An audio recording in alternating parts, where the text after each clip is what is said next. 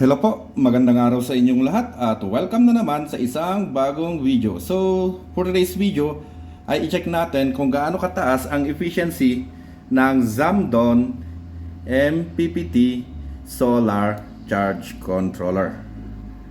Ang Zamdon ay nakakonect sa dalawang 200 watts na solar panel na nakakonect sa parallel. So may nakakonect ng 2 watt meter sa output power ng solar charge controller at yung isang watt meter naman ay nakakonect sa input power ng solar panel. Ang gawin ko na lang ay kunan ng picture yung 2 watt meter. Say cheese, smile. O yan, tapos na.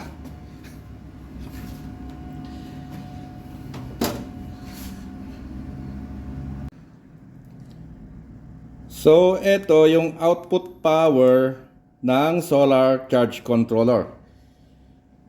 Ito naman yung input power ng solar panel.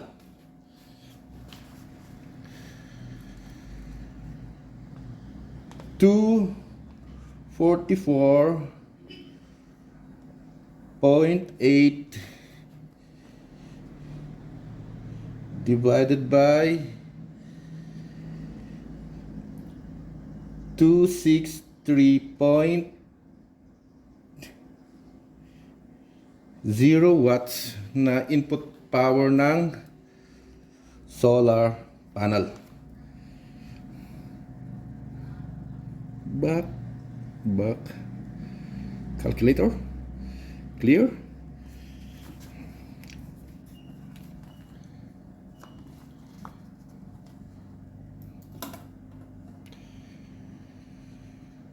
Two four four 244.8 divided by 263.0 equals 0.93 times 100. So, ang lumabas na efficiency ng Zamdon ay 93%.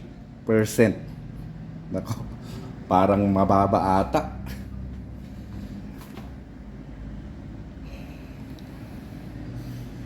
Parang mababa yung efficiency ng Zamdon Solar Charge Controller. Pero, try natin na i-connect yung dalawang 200 watts na solar panel sa series. Sakaling tataas yung efficiency ng Zamdon Solar Charge Controller. Kasi yung mga ibang MPPT Solar Charge Controller, kapag nakakonect lang sa parallel, mababa ang efficiency ng Solar Charge Controller. Pero kapag nakakonect sa series, ang mga solar panel ay tataas yung efficiency ng Solar Charge Controller. So, ayan, nakakonect na sa series yung dalawang 200 watts na solar panel. Gawin na lang natin ay kunan ng picture yung 2 watt meter. Say cheese ulit, smile. Ayan, tapos na.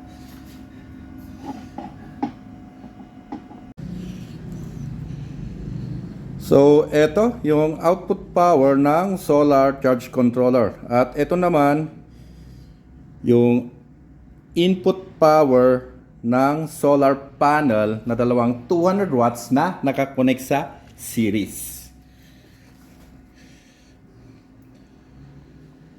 242.2 divided by 257.0.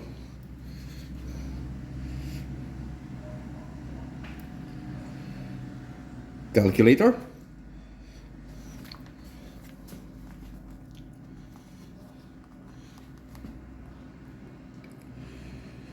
242.2 divided by 257.0 times 100. So, ang lumabas po na efficiency ng Zamdon Solar Charge Controller kapag nakakonect sa series yung dalawang solar panel ay 94%. So, tumaas po yung efficiency ng solar charge controller ng 1%. So, ang masasabi ko, tataas yung efficiency ng Zamdon Solar Charge Controller kapag mas mataas yung voltahe ng solar panel. Siya nga pala, ang video na to ay hindi paid promotion or sponsored video. Ang Zamdon Solar Charge Controller ay binili ko gamit ang aking sariling pera.